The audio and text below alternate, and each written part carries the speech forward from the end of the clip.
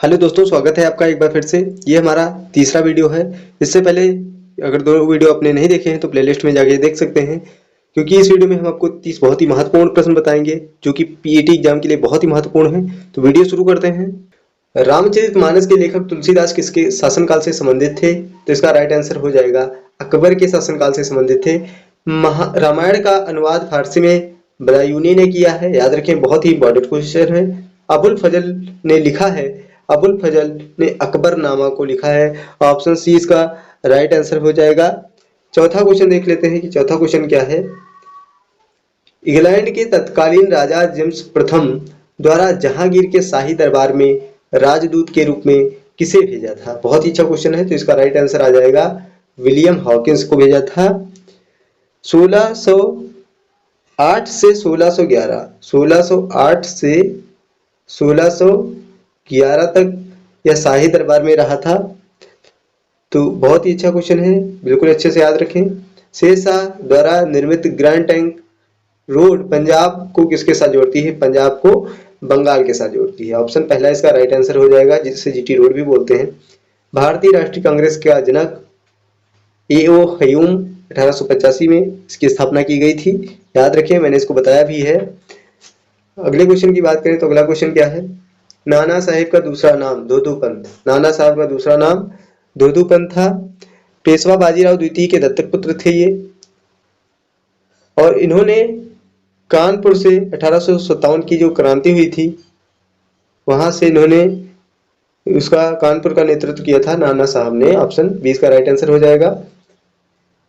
1857 की जो क्रांति हुई थी, किसने इसको राष्ट्रीय विद्रोह के रूप में स्वीकार किया था? राष्ट्रीय विद्रोह के रूप में डिजरायली ने स्वीकार किया था। बहुत ही अच्छा क्वेश्चन है, याद रखें।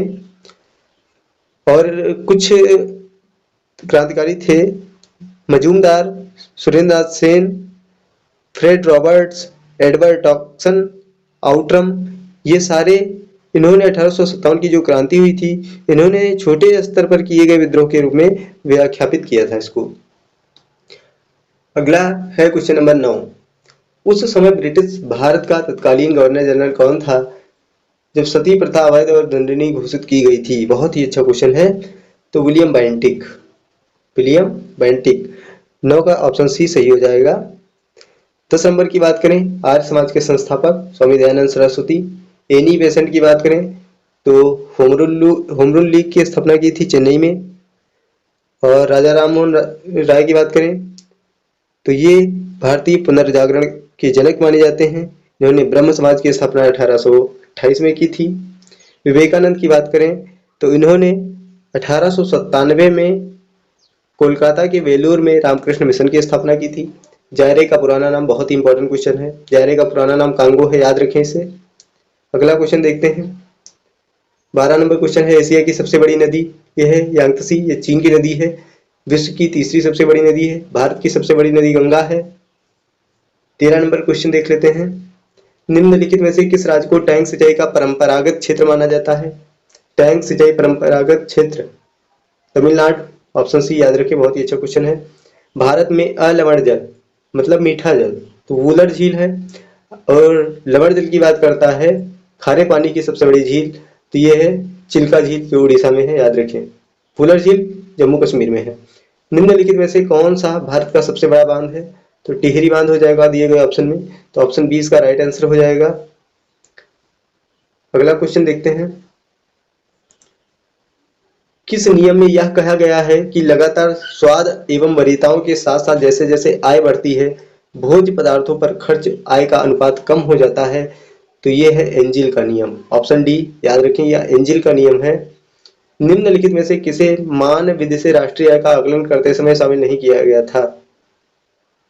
तो राष्ट्रीय आय का आकलन पेंशन इसका राइट आंसर हो जाएगा। पेंशन को शामिल नहीं किया जाता है। निवेश व्यय, उपभोग व्यय, मूल्य वृद्धि, इनको शामिल किया जाता है। 18 नंबर क्वेश्चन की बात करें तो आर्थिक विकास आमतौर पर मुद्रास्फीति के साथ युग्मित है। मुद्रास्फीति क्या है, इसको भी ध्यान देना चाहिए। तो इसका क्या मतलब हो जाएगा कि मूल्य स्तरों में होने वाली सतत वृद्धि को कहते हैं। मूल्य स्तरों में होने वाली सतत वृद्धि को मुद्रास्फीति कहते हैं। तो आर्थिक विकास जो आमतौर पर है मुद्रास्फीति के साथ युग्मित है। विनिवेश आयोग के प्रथम अध्यक्ष कौन थे? तो इसके प्रथम अध्यक्ष जो थे ये थे जीवी रामकृष्ण। जीवी रामकृष्ण। 20 नंबर क्वेश्चन है, नए दोपहिया वाहन के लिए बाजार पर विचार करते हैं। यदि स्टील की कीमतें बढ़ती हैं तो नए दोपहिया वाहनों की संतुलन कीमतें बढ़ेंगी, संतुलन मात्रा में कमी होगी। तो इसका राइट आंसर ऑप्शन सी हो जाएगा, बढ़ेंगी और घटत। यदि स्टील की कीमतें बढ़ती हैं तो नए जो दोपहिया वाहन हैं इनकी संतुलन की कीमतें बढ़ती हैं, संतुलन मात्रा में कमी आती है। लोकसभा का अध्यक्ष बनने के लिए न्यूनतम आयु 25 वर्ष, ऑप्शन डी हो जाएगा। राज्यसभा के लिए यही 30 वर्ष हो जाता है, तो लोकसभा का पूछा है तो 25 वर्ष। 22 नंबर क्वेश्चन, निम्नलिखित में से कौन विधायकीय सत्र का सत्रावसान करने की अधिसूचना जारी करता है? तो राष्ट्रपति इसका राइट आंसर हो जाएगा। भारत में नए राज्य का गठन होता है विशेष बहुमत, सरल बहुमत, बिना किसी बहुमत। तो सरल बहुमत से होता है, नए राज्य का गठन सरल बहुमत से होता है, याद रखें। नेक्स्ट क्वेश्चन देखते हैं, 24 नंबर क्या है। उत्तर प्रदेश से राज्यसभा में कितने सदस्य निर्वाचित किए जाते हैं? तो 31 सदस्य निर्वाचित किए जाते हैं। उत्तर प्रदेश से राज्यसभा में 31 सदस्यों को नियुक्त किया जाता है। ये अप्रत्यक्ष रूप से उत्तर प्रदेश राज्य विधायिका द्वारा चुने जाते हैं। ये सदस्य 6 वर्षों के लिए चुने जाते हैं, 6 वर्षों के लिए चुने जाते हैं और प्रत्येक 2 वर्ष में 1/3 सदस्य सेवानिवृत्त हो जाते हैं। ये भी याद रखें।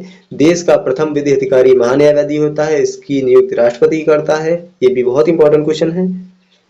अगला क्वेश्चन है 26 नंबर, स्थिर वैज्ञानिक शब्दों को वर्णित करने के लिए उपसर्ग के रूप में किसका उपयोग किया जाता है? पैरा, डाई, आइसो या इनमें से कोई नहीं। तो आइसो को किया जाता है, उपसर्ग के रूप में इसका उपयोग किया जाता है। बिजली के बल्ब में क्या भरा होता है? तो अक्रिय गैस आर्गन है, आर्गन को भरा जाता है, ऑप्शन सी इसका राइट आंसर हो जाएगा। अगला क्वेश्चन देख लेते हैं, गैसों के 2 विशिष्ट ताप इसके द्वारा संबंधित हैं। बहुत ही अच्छा क्वेश्चन है। तो स्थिर दाब पर विशिष्ट ऊष्मा, स्थिर आयतन पर विशिष्ट ऊष्मा का अंतर जो होगा वो R/J के बराबर हो जाएगा। Cp - Cv = R/J। मूल रोम कहाँ से निकलते हैं? तो अंतःचर्म से निकलते हैं। मूल रोम अंतःचर्म से निकलते हैं, याद रखें। रतौंधी किसकी कमी के कारण होता है? रतौंधी विटामिन ए की कमी के कारण होता है। एक क्वेश्चन और याद रखें, जल में घुलनशील विटामिन कौन सी है? तो जल में घुलनशील विटामिन बी और सी है, तो इसको भी याद रखें, विटामिन बी और सी। वीडियो अच्छा लगा हो तो वीडियो को लाइक करें, चैनल को भी सब्सक्राइब कर लें। मिलते हैं आपको नेक्स्ट वीडियो में।